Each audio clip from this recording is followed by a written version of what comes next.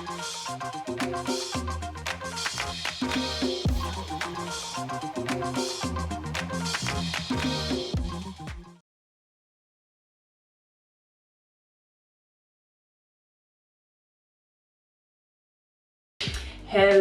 people, what is up?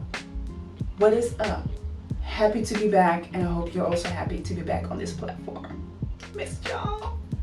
Today we're gonna talk about my opening at the group expo. So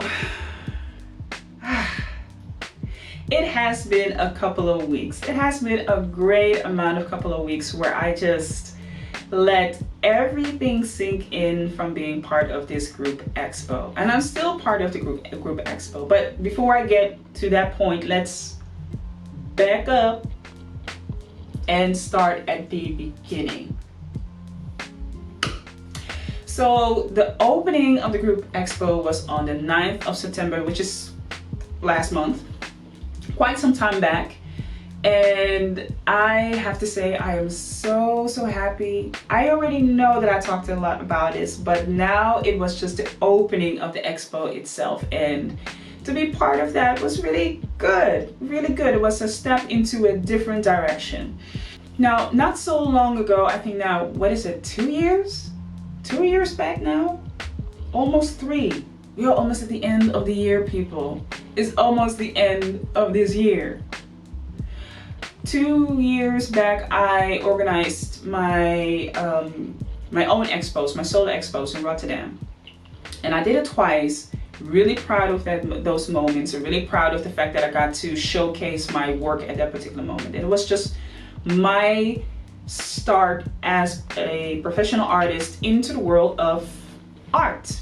I was not really clear of what it is that I was doing, but what I can remember is it was a lot. It was a lot. It is a lot of organization when it comes to the distribution, when it comes to the promoting, the marketing, the moving from the artworks from one place to the next place, telling the stories, being my own curator, and also narrating all the paintings. It was just a lot, people. It was a lot. Now, I'm not saying that I did not like it, because looking at myself and the type of person that I am, if I have to do it, I just do it. You know, I won't complain about it. I will find a way to make things happen. So I'm not the type of person to say, well, I don't want to do it, or I don't know. I will figure it out, and I did it twice. So I know I have that capability within me, and I am blessed to say that that has helped me through a lot of things. However, this particular experience for me was different, and I liked it.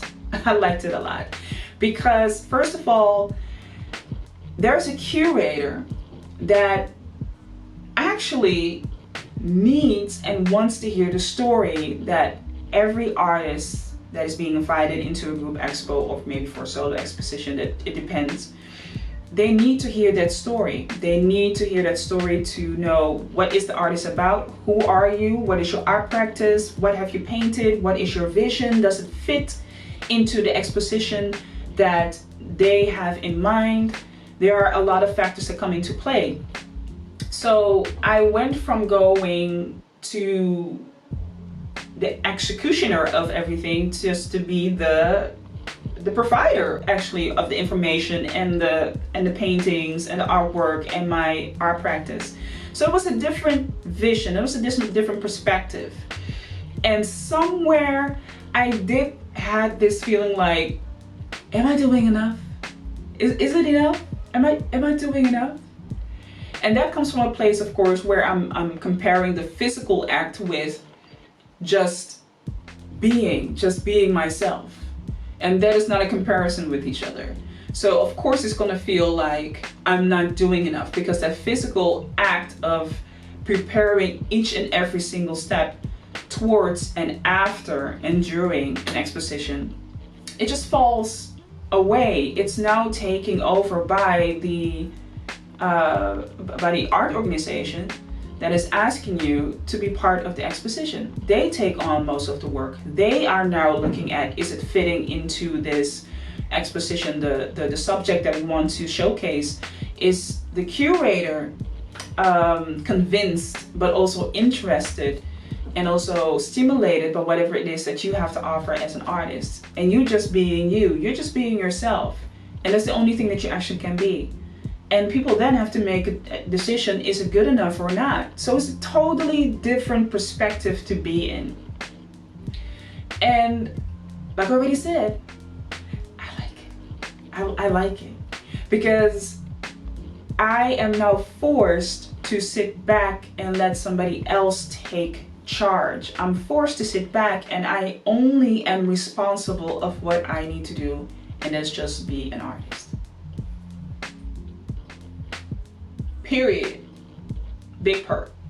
So that is basically it. I didn't have to do anything else, and I really enjoyed that position, to be in that particular position. So when I came to the exposition, I wouldn't say I had a lot of questions or I was concerned about a lot of things. I was just curious to see how each and every painting would be composed with each other. If the story would just be one beautiful fluid story with different paragraphs and different chapters, and every chapter is a new artist that you get to see. That was just the thing that I was looking for, and I found it. So I'm happy for that, and I'm also grateful for that, because I can imagine that is not an easy task for any curator to do.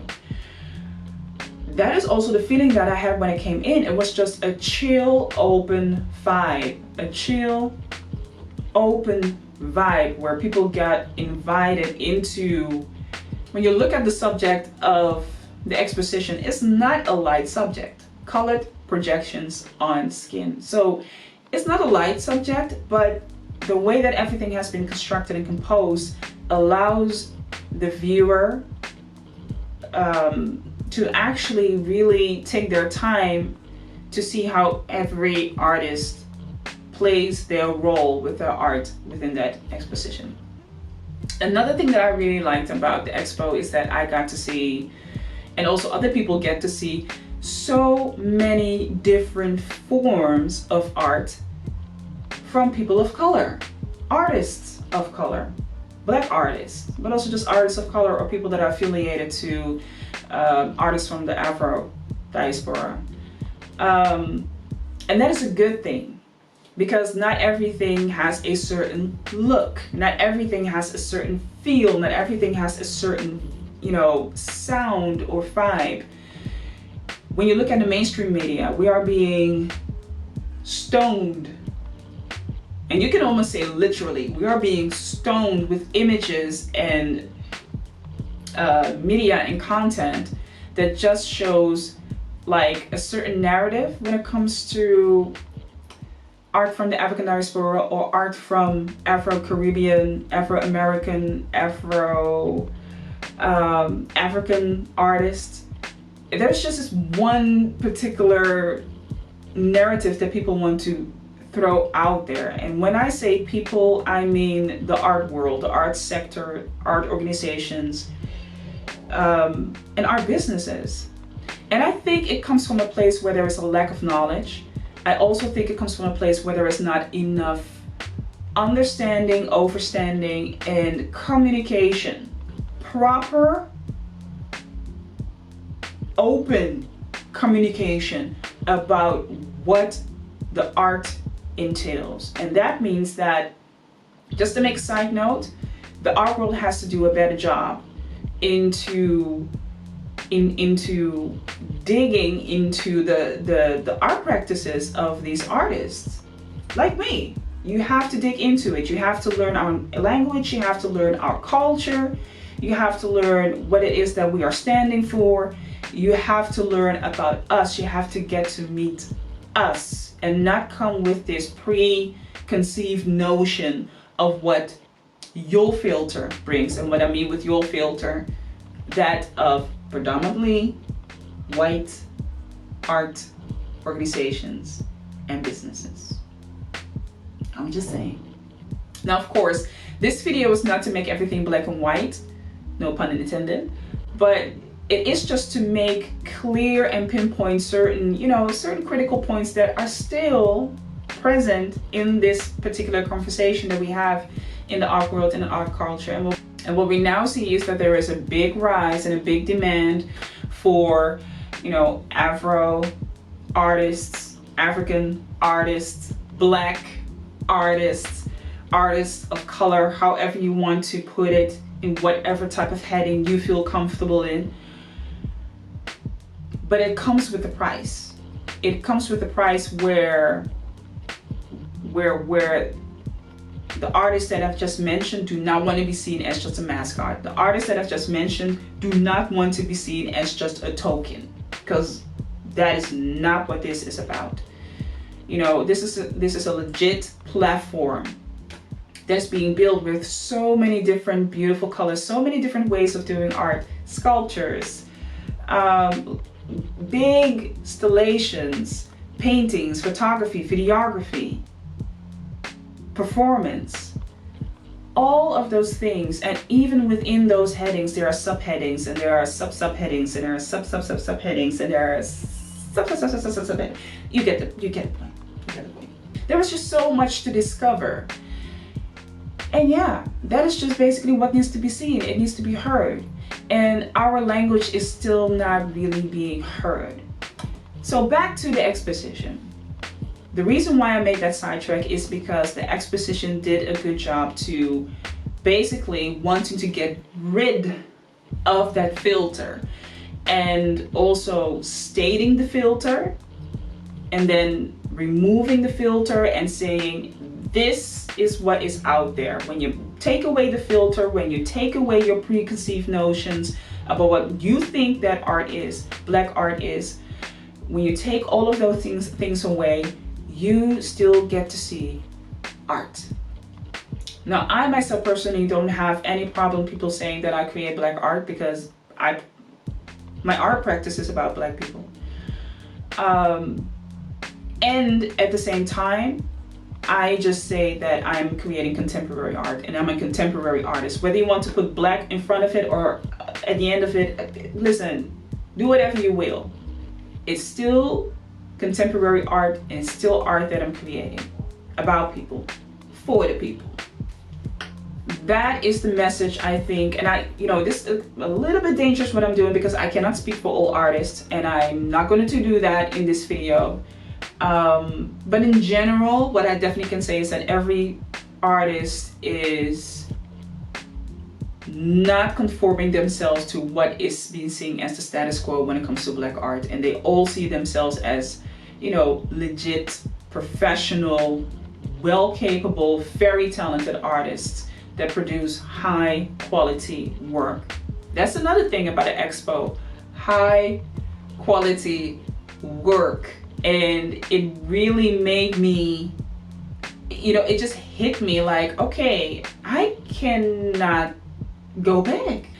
And I think every creative, every artist should challenge themselves, should ask themselves, how can I elevate my platform? How can I elevate my voice?